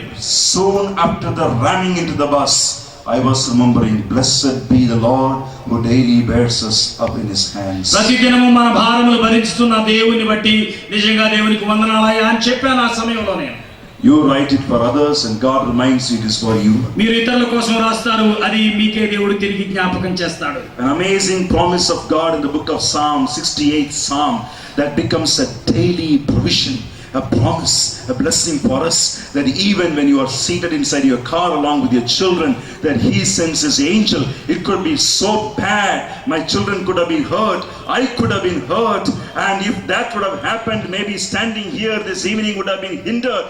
God knows his angels protects, and I immediately remember ఏమి జరగకుండా దేవుడు నన్ను కాపాడినప్పుడు నాకు గుర్తొచ్చింది. ఆయన దూతలు ఏ విధంగా ప్రొటెక్ట్ చేస్తారో 68వ కీర్తనలో ఏ విధంగా రాయబడింది అన్న విషయాలు నాకు గుర్తొచ్చి దేవునికి వందనాలు చెల్లించాను, ధన్యవాదాలు చెప్పాను. God allowed Israel to experience the promises of the land by eating the fruit of the land. ఆ దేశపు పంటను తినడం అనే ఆశీర్వాదాన్ని పొందేట్టుగా చేశాడు వారు విశ్వాసంతో విధేయత చూపించినప్పుడు. Finally, చివరిగా the reproach of impurity. అపరిశుద్ధతతో కూడుకున్న అవమానం. The reproach of impurity. అపరిశుద్ధతతో కూడుకున్న అవమానము, నింద. Chapter 7 of the book of Joshua. 7వ అధ్యాయంలో Israel went to a town called Ai. Hi అనే పట్టణం మీదకి యుద్ధానికి వెళ్ళింది. There Israel was terribly defeated. అక్కడ భయంకరంగా ఓడిపోయారు ఇశ్రాయేలీయులు. People of Ai killed the men of Israel. Hi వారు ఇశ్రాయేలీయులను అనేక మందిని చంపేశారు. Joshua couldn't accept that. దాన్ని అర్థం చేసుకోలేకపోయాడు, అంగీకరించలేకపోయాడు యెహోషువ. In chapter 7 verse 6, Joshua tore his clothes. 7వ అధ్యాయం 6వ వచనంలో కనుక మీరు చూసినట్లయితే తన బట్టలు చింపుకున్నట్టుగా యెహోషువ అని మనం చూస్తాం. He fell face down. ఆయన యొక్క బట్టలు చింపుకొని నేల ముఖం మీద మోపుకున్నట్టుగా ధూళి పోసుకున్నట్టుగా and ask God, if this is what is going to happen, what will happen to your great name? అయ్యో ప్రభువా, మీరు ఇలా చేసినట్లయితే మీ నామానికి ఎంత అవమానం వస్తుందో కదా. God said, there is sin in the camp. దేవుడు చెప్పాడు, ఆ జనాంగం మధ్యన పాపం ఉంది. There is impurity in the camp. అపరిశుద్ధత ఉంది, అపవిత్రత ఉంది. Things that are belonging to me are possessed by someone in the camp. నాకు చెందిన వాటిని కొంతమంది మీలో పొందారు ఈ జనాంగంలో ఉన్నవారు. There is hypocrisy going on in the camp. వేషధారణ అక్కడ కనబడుతోంది నాకు. There is envy going on in the camp. అసూయ కనబడుతోంది, ఈర్ష్య. I cannot work where impurity is also ruling. ఎక్కడ అపవిత్రత అపరిశుద్ధత అయితే నాయకత్వం చలాయిస్తుందో అక్కడ నేను కార్యాలు చేయలేను. It is either God or sin, not both and. దేవుడా పాపమా ఒక్కటే రెండు ఉండడానికి వీల్లేదు. Achan was caught. ఆకాను పట్టబడ్డాడు. And you know the story. మీకు తెలుసు తర్వాత ఏమైందో. But I just want to point to you the disastrous nature of sin. కానీ ఆ పాపం వల్ల వచ్చే అతి భయంకరమైన పరిణామాల గురించి మీకు చెప్పాలని ఆశపడుతున్నాను. Read these 2 verses with me. I will bring this sermon to a close. ఈ 2 వచనాలు నాతో కలిసి చదవండి, నా సందేశాన్ని నేను ముగించబోతున్నాను. In chapter 5, 5వ అధ్యాయం in verse 1, the last part. In verse 1, the last part. చివరిలో చూసినట్లయితే there it says, as soon as the people crossed Jordan, the kings on the other side, they heard about what God did for them. And there in the last part it says, their hearts melted and there was no longer any spirit in them because of the people of Israel. అక్కడ చూసినట్లయితే మీరు గమనించి, వారు దాటుతుండగా ఇశ్రాయేలు ఎదుటి నుండి యెహోవా యోర్దాను నీళ్లను ఎండ చేసిన సంగతి, యోర్దానుకు పడమటి దిక్కునున్న అమోరీయుల రాజులందరూ, సముద్రమునొద్దనున్న కనానీయుల రాజులందరూ వినినప్పుడు వారి గుండెలు చెదరిపోయెను. ఇశ్రాయేలుల భయము చేత వారికి ధైర్యం ఏమీ లేకపోయెను. These are mighty kings. గొప్ప రాజులు వీళ్ళు, చక్రవర్తులు. Their hearts melted. వారి గుండెలు చెదరిపోయాయి. Because they came to know what God did for Israel. ఇశ్రాయేలు పక్షంగా దేవుడు ఏం చేశాడో విన్నప్పుడు వారి గుండెలు చెదరిపోయాయి. Mighty kings' hearts melted. గొప్ప రాజులు గుండెలు చెదరిపోయాయి. Because of a group of people who once were slaves. ఒకప్పుడు బానిసలుగా ఉన్న కొంతమంది వ్యక్తులు చేసిన పనులు చూసినప్పుడు, can you imagine on account of a group of slaves a king's hearts are melting down? కొంతమంది బానిసల ద్వారా జరిగిన కార్యాలను చూచినప్పుడు గొప్ప రాజుల గుండెలు నీరైపోవడం మీరు గమనించారా? That is God at work. అది దేవుడు పని చేయడం అంటే, That is God at work. దేవుడు పని చేయడం అంటే అలా ఉంటుంది. But look at chapter 7. 7వ అధ్యాయం చూడండి. What sin can do for you. కానీ ఒక పాపం ఏం చేస్తుందో అక్కడ There in గమనించవచ్చు. verse 5 of chapter 7. 7వ అధ్యాయం 5వ వచనం గనుక మీరు We read చూసినట్లయితే, this, and the men of Ai killed about 36 of their men and chased them before the gate as far as Shebarim and struck them at the descent, and the hearts of the people melted and became water. Reversed. Hearts of the people is melting now. Which people? Israel. 7వ అధ్యాయం 4-5 వచనాలు చదువుదాం పట్టండి. కాబట్టి జనులో ఇంచుమించు 3,000 మంది అక్కడికి వెళ్ళిరి గాని వారు హాయి వారి ఎదురు నిలవలేక పారిపోయిరి. అప్పుడు హాయి వారిలో 36 మనుషులను హతము చేసిరి. మరియు తమ గవని యొద్ద నుండి షెబారీము వరకు వారిని తరిమి మోరాదులో వారిని హతము చేసిరి. కాబట్టి జనుల గుండెలు కరిగి నీరైపోయెను. There in chapter 5 verse 1, the king's hearts were melting because of the people of Israel, because God is at work. 5వ అధ్యాయం 1వ వచనంలో చూసినట్లయితే ఇశ్రాయేలీయుల కొద్ది మంది పక్షాన దేవుడు కార్యం చేస్తున్నప్పుడు గొప్ప రాజుల యొక్క గుండెలు కరిగి నీరైపోయాయి. In chapter 7 verse 5, 7వ అధ్యాయం 5వ వచనంలో మీరు చూసినట్లయితే Israel's heart was melting because sin is at work. పాపం పని చేయడాన్ని బట్టి ఇశ్రాయేలీయుల గుండెలు కరిగి నీరైపోతున్నాయి. ఇక్కడ What a terrible consequence. ఎంత భయంకరమైన పరిణామాలు. There is fear. భయం వచ్చింది ఇక్కడ. There is pain. నొప్పి కలిగింది ఇక్కడ. There is defeat. ఒక అపజయం కలిగింది. There is shame. ఒక అవమానం వచ్చింది. Those kings are now going to laugh. ఆ రాజులందరూ కూడా నవ్వుతున్నారు, ఇప్పుడు అపహాస్యం చేస్తున్నారు. They are going to say, our gods are at work. మా దేవుళ్ళు పనిచేస్తున్నారని వాళ్ళు చెప్పుకుంటున్నారు ఇప్పుడు. Not the God of Israel. ఇశ్రాయేలు దేవుడు కాదు, మా దేవుళ్ళు Our gods పనిచేస్తున్నారు. are at work. మా దేవుళ్ళు They కార్యం are going to చేస్తున్నారు. laugh. వాళ్ళందరూ అపహాస్యం చేస్తున్నారు, God's నవ్వుతున్నారు. name is going to be dishonored. దేవుని నామానికి అవమానం కలుగుతుంది అక్కడ. There is pain, there is shame, there is defeat. అక్కడ నొప్పి, అపజయం, పరాజయం. Because impurity came in. ఎందుకంటే అపరిశుద్ధత, అపవిత్రత తావిచ్చినబడ్డారు. Sin is at work. పాపం అక్కడ పనిచేసింది. In chapter 5, God removed the shame of Egypt. దేవుడు ఐగుప్తు యొక్క అవమానాన్ని తీసివేశాడు. 5వ అధ్యాయంలో. In chapter 7, sin brought back the shame. 7వ అధ్యాయంలో పాపం తిరిగి వారి అవమానాన్ని వారి నెత్తి మీదకి తీసుకొచ్చింది. What a terrible reversal. ఎంత ఏ విధంగా తిరగబడిందో పరిస్థితి గమనించారా? Just want to leave you with these 3 important thoughts I have given in the notes, principles to learn from these 2 chapters. దీని దగ్గర నుంచి మనం నేర్చుకునే 3 ప్రిన్సిపల్స్, మనం నేర్చుకోవాల్సిన 3 సూత్రాల గురించి మీకు చెప్పి నేను ముగించాలని ఆశపడుతున్నాను. First of all, God removes the reproach of sin and restores us into relationship with Him. దేవుడు మన యొక్క అవమానాన్ని తీసివేసి తిరిగి తన తో ఉన్న సంబంధాన్ని పునరుద్ధరించుకుంటాడు. Number 2, రెండవది, relationship with God results in freedom. దేవునితో మన సంబంధాన్ని తిరిగి పునరుద్ధరించుకున్నప్పుడు మనం స్వాతంత్రాన్ని పొందుకుంటాం. Joy. ఆనందం వస్తుంది. And experiencing the promises of God daily. దేవుడిచ్చిన వాగ్దానాలను, సమృద్ధి అయిన వాగ్దాన ప్రతిదినం కూడా పొందుకుంటూ స్వాతంత్రించుకుంటాం. మూడవది, sin brings reproach back on us. పాపం తిరిగి అవమానాన్ని మన జీవితాల్లోనికి తీసుకొస్తుంది. It promises pleasures. అప్పటికి సుఖాన్ని, భోగాన్ని ఇవ్వచ్చేమో పాపం. But the pain of impurity outweighs the pleasures it promises. కానీ మనం పొందే ఆ పరాజయం, ఆ అవమానం మనం పొందే ఈ సుఖానికంటే అనేక రెట్లు ఉంటుందన్న విషయాన్ని గుర్తించాలి. I think these are 3 important lessons the Holy Spirit of God is wanting you and me to learn from these 2 chapters. పరిశుద్ధాత్మ దేవుడు ఈ దినాన ఈ 3 ప్రాముఖ్యమైన సత్యాలను నేర్చుకోవాలని దేవుడు కోరుతున్నాడని నేను అనుకుంటున్నాను. Let me close with a story. ఒక సంఘటన చెప్పి, ఒక కథ చెప్పి నేను ముగిస్తాను. I just want to know how many of you have read the famous John Bunyan story, Pilgrim's Progress. యాత్రికుల ప్రయాణం రాసిన జాన్ బన్యాన్ గారు రాసిన యాత్రికుల ప్రయాణం ఎంతమంది చదివారు ఇక్కడ? How many of you have read that? Yes, ఎంతమంది చదివారు? that sounds very good. చాలా మంచిది. In that particular story of John Bunyan, ఆ జాన్ బన్యాన్ గారు రాసిన యాత్రికుల ప్రయాణం అనే కథలో Christian along with another person faithful, క్రైస్తవుడు ఒక విశ్వసనీయుడు అనే ఒక వ్యక్తితో కలిసి, okay, so two persons, one person's name is Christian, another person's name is faithful. ఒక వ్యక్తి పేరు క్రైస్తవుడు, ఇంకొక వ్యక్తి పేరు విశ్వాసి. They leave the city of destruction to another city called heavenly Jerusalem. ఆ యొక్క పరలోక పట్టణమైన యెరూషలేము వైపుకు వెళ్తున్నారు, అది పరాజయ పట్టణం దగ్గర నుంచి. In the 6th chapter of that great book, ఆ పుస్తకంలోని 6వ అధ్యాయంలో Christian and faithful comes to a town. క్రైస్తవుడు విశ్వాసి కూడా ఒక పట్టణం దగ్గరికి వస్తారు. That town's name is vanity. మాయ ఆ పట్టణం పేరు మాయ. And as soon as they entered the city, ఆ యొక్క పట్టణంలో అడుగు పెట్టగానే there was an exhibition going on. ఒక ప్రదర్శన ఏర్పాటు చేయబడింది అక్కడ, exhibition. And the exhibition's name is vanity exhibition. దాన్ని చూసినట్టయితే ఒక మాయా ప్రదర్శన అని అనుకోవచ్చు.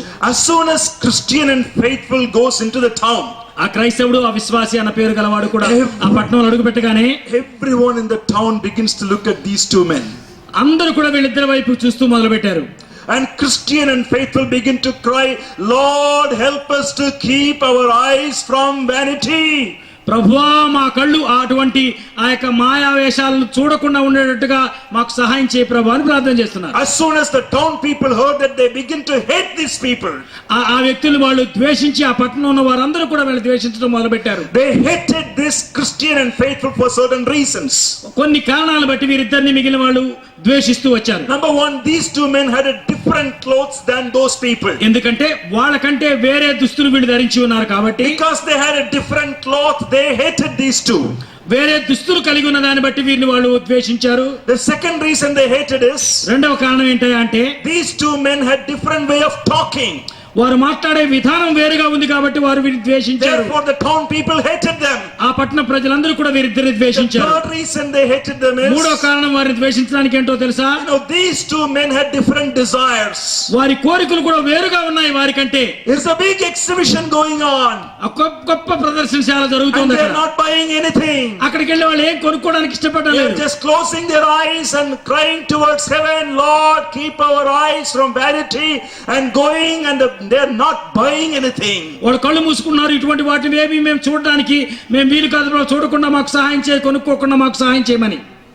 Therefore the town people hated them. కాబట్టి వాళ్ళని వారు ద్వేషించారు. Finally in that story, Christian and faithful passes through an exhibition store, and a guy says, don't you buy anything, and Christian says, we shall buy only truth. వాళ్ళందరూ అడుగుతున్నారు, మా దగ్గర ఏమి కొనుక్కోరా, మీరు ఏమి కొనుక్కోరా అనే ప్రదర్శనశాలలో ఉన్న వాళ్ళందరూ అడుగుతూ ఉంటే, మేము ఏమి కొనుక్కోము, సత్యం మాత్రమే కొనుక్కుంటాం. Oh, the whole town hates them. వాళ్ళందరూ పట్టణ ప్రజలందరూ కూడా వాళ్ళని ద్వేషించడం మొదలుపెట్టారు. Finally Christian and faithful were arrested. నెమ్మదిగా వారిద్దరిని కూడా అరెస్ట్ చేయడం జరిగింది. And they were brought to a court. కోర్టుకు తీసుకొచ్చారు వాళ్ళని. And there is a judge sitting in the court. న్యాయస్థానానికి తీసుకొచ్చారు. న్యాయమూర్తి కూర్చున్నాడు. And the judge's name is Hate Good. Hate good. మంచిని ద్వేషించేవాడు అన్నది ఆయన న్యాయాధికారి పేరు. He is the judge. ఆయన జడ్జి అక్కడ. Along with him two other judges. వారితో పాటు ఇంకొక ఇద్దరు న్యాయమూర్తులు ఉన్నారు. One person's name is envy. ఒకడి పేరు ఈర్ష్య. Another one's person name is slander. ఇంకొకటి పేరు ఏంటంటే పరనింద. They are the other two judges. వాళ్ళిద్దరు ఇంకొక ఇద్దరు న్యాయమూర్తులు. They gave witnesses concerning these two men, saying they have spoiled the business of our city. అక్కడికి వచ్చిన సాక్షులు అబద్ధ సాక్ష్యాలు చెప్పారు.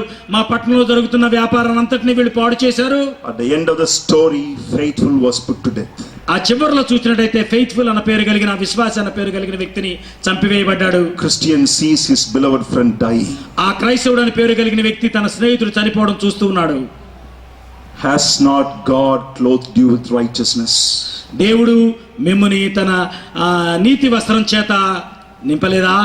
Has not God put those new words into our tongues? దేవుడు ఆయన యొక్క మాటలను మా నోటిలో ఉంచకపోయినట్లయితే, has not God changed our desire that we desire for God, as the psalmist says, as the deer pants for the water, O Lord, my soul pants for you. దుప్పి నీటి వాగుల కొరకు ఆశించున్నట్లుగా నేను నీ కొరకు ఆశిస్తున్నానన్న అటువంటి కోరికల చేత దేవుడు నా మామూలు నింపకపోయి ఉన్నట్లయితే, God has put you and me in the vanity fair of this world. ఈ లోకంలో ఒక మాయా సంతలో దేవుడు మిమ్మల్ని మనల్ని ఉంచాడు.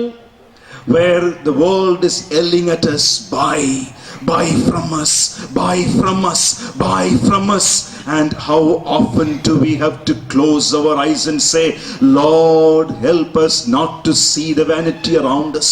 మా చుట్టూ ఉన్న లోకమంతా కూడా ఇటువంటి భయంకరమైన మూర్ఖజనం వక్రజనం ఉండి అక్కడ మా దగ్గర కొనుక్కోండి, మా దగ్గర కొనుక్కోండి, మా దగ్గర కొనుక్కోండి అంటున్నప్పుడు ప్రభువా వాటిని ఆశించకుండా మా కళ్ళు మూసుకోవడానికి వాటిని కోరకుండా ఉండడానికి మాకు సహాయం చేయండి ప్రభువా అని ప్రార్థించే వారంగా మనం ఉండాలి. Those vanity fair in your college campuses, in the place where you work, in those society that you mingle around is so powerful.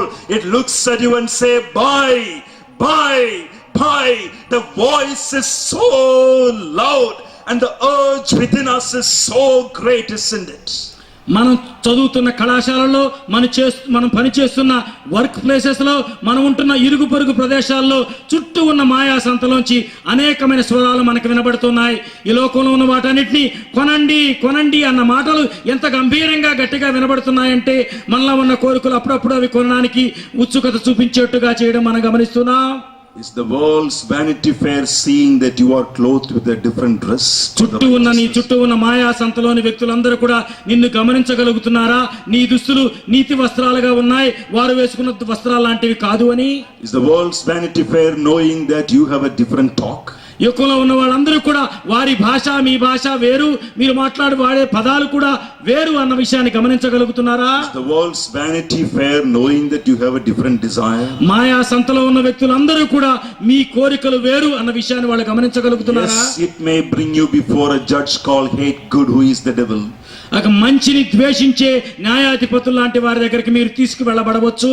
Yes, sometimes the price we pay for the desire of buying truth is our own life. సత్యాన్ని మాత్రమే కొంటాం అనే కోరిక కలిగి ఉన్నందుకోసం మీరు శిక్షించబడవలసి రావచ్చు.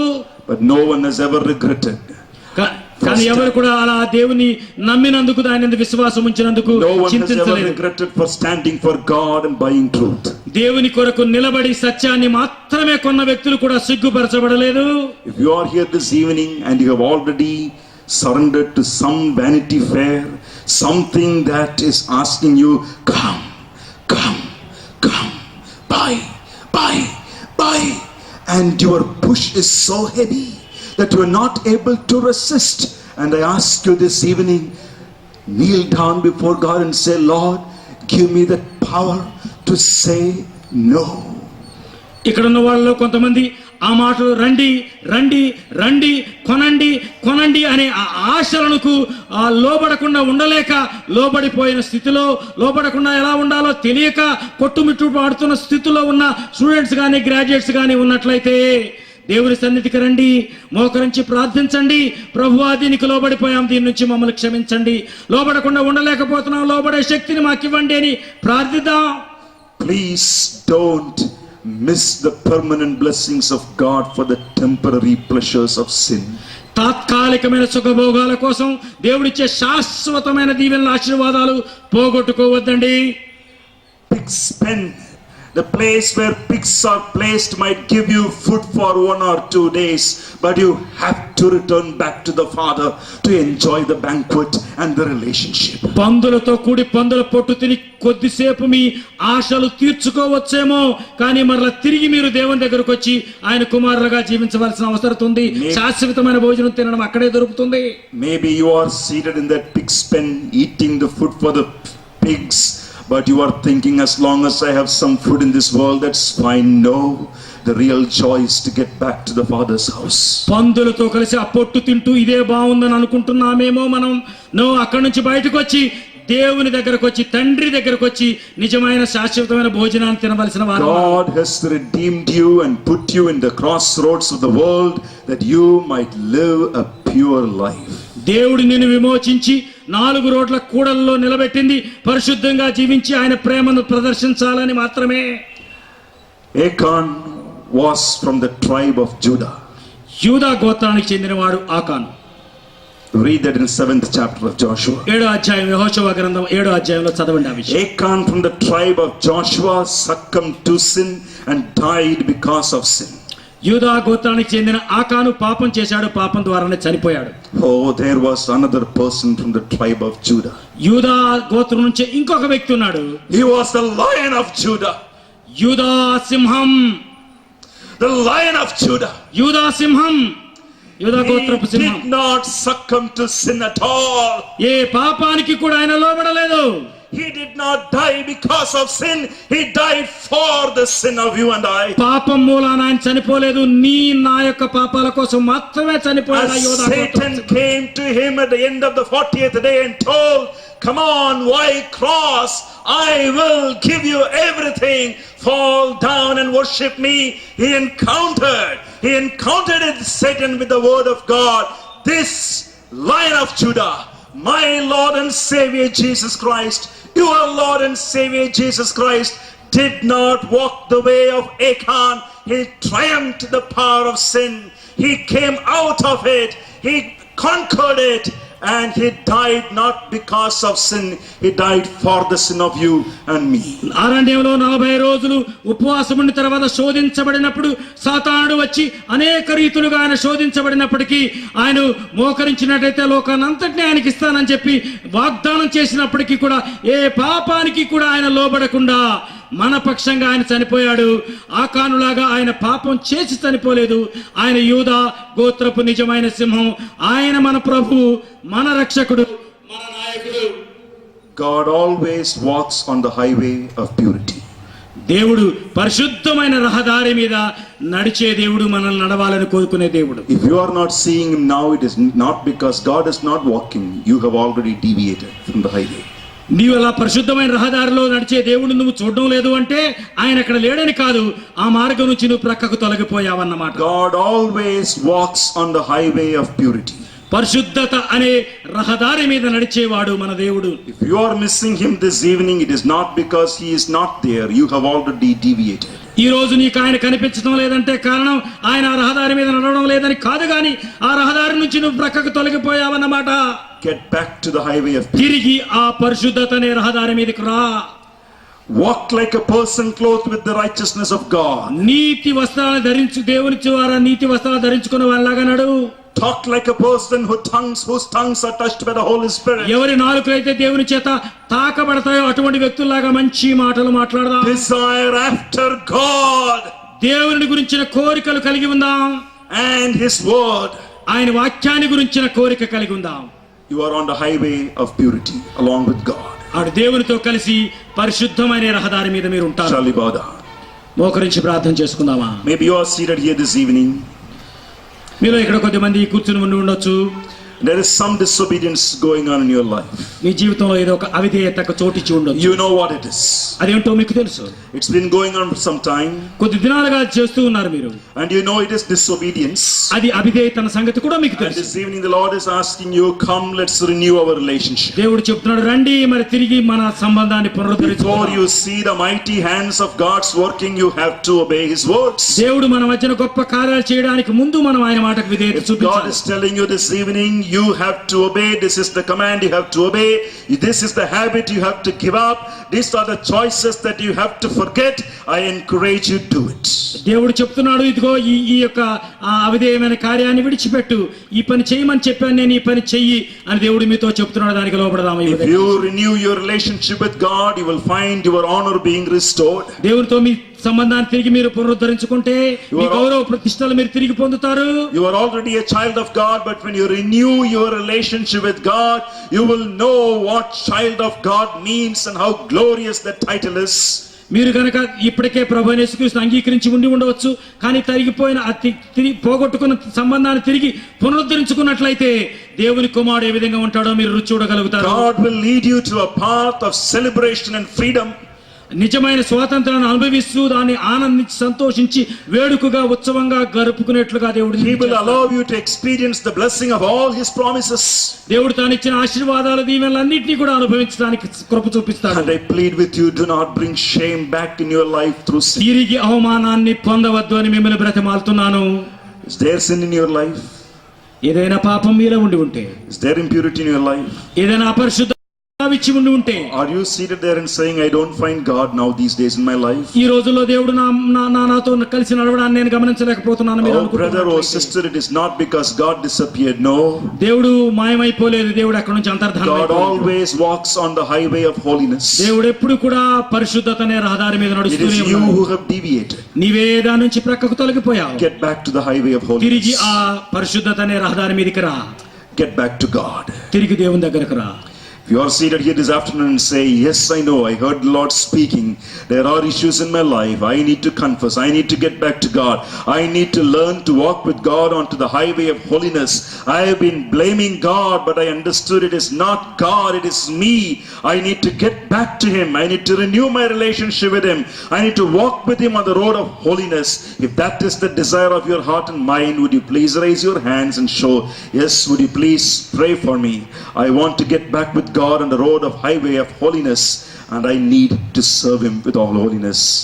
దేవుడు మీతో మాట్లాడుతూ ఉన్నట్లయితే, ఇదిగో ఈ విషయంలో నేను ఆయన చేయమన్న పని చేయలేదు, చేయొద్ద పని చేస్తూనే వచ్చాను, ఆయనకు అవమానాన్ని తీసుకుని వస్తూనే వచ్చాను, ఆయన మాటకు విధేయత చూపించలేదు, దాని పరిణామాలను అనుభవిస్తూనే ఉన్నాను, దేవుడు నాతో కలిసి నడుస్తున్నట్టుగా నేను గమనించలేకపోతున్నాను, ఆయన యొక్క పరిశుద్ధతనే రహదారి నుంచి నేను ప్రక్కకు తొలగిపోయాను, తిరిగి ఆ దారిలోకి రావాలని ఆశపడుతున్నాను, తిరిగి ఆశీర్వాదాలు నేను పొందాలని ఆశపడుతున్నాను, ఆ అవిధేయత కార్యాన్ని నుంచి నేను బయటకు రావాలని ఆశపడుతున్నాను, అవమానమైన కార్యాన్ని విడిచిపెట్టాలని నేను ఆశపడుతున్నాను, దేవుడే ఆజ్ఞకైతే లోబడమని కోరుకున్నాడో దానికి లోబడడానికి ఇష్టపడుతున్నాను, తిరిగిన ఆ గౌరవాన్ని పొందాలని నేను ఆశపడుతున్నాను, అవమానాన్ని విడిచిపెట్టాలని నేను ఆశపడుతున్నాను, దేవుని కనుగొనాలని నేను ఆశపడుతున్నాను కోరుకున్న వాళ్ళు ఎవరైనా దయచేసి మీ చేతులు ఎత్తి చూపించండి. నాకు తెలుసు మీరు ఇంతకుముందే ప్రభువైన యేసుక్రీస్తును అంగీకరించిన వారని, కానీ కొన్ని విషయాలు తప్పిపోయి తిరిగి మీ సంబంధాన్ని పునరుద్ధరించుకోవాలని ఆశపడుతున్నప్పుడు, తిరిగి ఆయన్ను సంధించాలని మీరు ఆశపడుతున్నట్లయితే, తిరిగి ఆయన ఆశీర్వాదాలను పొందాలని మీరు ఆశపడుతున్నట్లయితే, మీరు ముందున్న దుర్భేద్యమైన కోటలు కూలిపోవాలని మీరు ఆశపడుతూ ఉన్నట్లయితే దయచేసి మీ చేతులు ఎత్తి చూపించండి. మీ కొరకు ప్రార్థిస్తాం. మా కోసం ప్రార్థించండి అని కోరేవాళ్ళు మీ చేతులు ఎత్తి చూపించండి. Father, I want to thank you for all the hands that's been gone up. ప్రభువా, లేవనెత్తబడిన ప్రతి హస్తాన్ని బట్టి మీకు వందనాలయ్యా. It's impossible to possess the blessings of God without living a pure life. పరిశుద్ధమైన జీవితం జీవించకుండా మీ ఆశీర్వాదాలు పొందడం అసాధ్యం తండ్రి. Before seeing the great works of God in our lives, we need to first of all surrender to God in obedience. దేవా, మీ అద్భుతమైన కార్యాలు మా జీవితాల్లో మేము చూడక ముందుగా మేము మీకు లోబడి విధేయత చూపించాల్సిన అవసరం ఉందని గుర్తు. Thank you for these hands that are raised up. లేవనెత్తబడిన ఈ హస్తాలను బట్టి మీకు వందనాలు. You know the reason behind it. ఎందుకు వారు ఎత్తారో మీకు తెలుసయ్యా. If there is disobedience, if there is sin, if there is some sort of an impurity, if there is some sort of deviation from the highway of holiness, I pray, O God, that you restore these dear ones back to the highway of holiness, I pray. వారిలో ఉన్న అవిధేయతను గురించి, మీ ఆజ్ఞ అతిక్రమాన్ని గురించి, నీ రహదారి నుంచి, పరిశుద్ధమైన రహదారి నుంచి పక్కకు తొలగిపోయిన విషయాల్లో వారు సరిదిద్దబడడానికి సహాయం చేయండి. వారి మీద తిరిగి వారి సంబంధాన్ని పునరుద్ధరించుకోవడానికి సహాయం చేయండి. తిరిగి మీ ఆశీర్వాదాలు దీవెనలు వారి మీద కుమ్మరించండి. May the vanity fair of the world look at them and see that they are clothed with the righteousness of God. They speak the language of God and they desire only after God. ఈ మాయా సంతలోని ప్రజలు వారిని చూచినప్పుడు ప్రభువా, వారి నీతి వస్త్రములు ధరించుకున్న వారుగాను, వారి భాష పరలోక సంబంధమైన భాషగాను, వారి కోరికలు మీ దగ్గర నుంచి పొందిన కోరికలు కలిగి ఉన్న వారుగాను ఉండడానికి తగిన సహాయం చేయండి. Help them not to miss the permanent promises of God for the temporary pleasures of sin. తాత్కాలికమైన సుఖభోగాల కొరకు మీరు ఇచ్చే శాశ్వతమైన ఆశీర్వాదాలను పోగొట్టుకోకుండా వారికి సహాయం చేయండి. Bring us to the highway of holiness, O God. ప్రభువా, పరిశుద్ధత అనే రహదారి మీదకి వచ్చి మీతో కలిసి నడవడానికి వారికి మాకు for you have given all the divine blessings and abilities for us. ప్రభువా, ఆ విధంగా మీ రహదారి మీద పరిశుద్ధ రహదారి నడవడానికి కావాల్సిన ఆ వాగ్దానాలు, ఆశీర్వాదాలు అన్ని మాకు ఇచ్చారు. మీకు వందనాలు. Help us to take the resources of God through His Spirit in the Word and walk. పరిశుద్ధాత్మ ద్వారా వనరులన్నిటినీ వాగ్దానాలన్నీ పొందుకొని ఆ రహదారిలో నడవడానికి మాకు సహాయం చేయండి. Ask this in Jesus' name. యేసుక్రీస్తు నామములో అడుగుతున్నాము తండ్రి.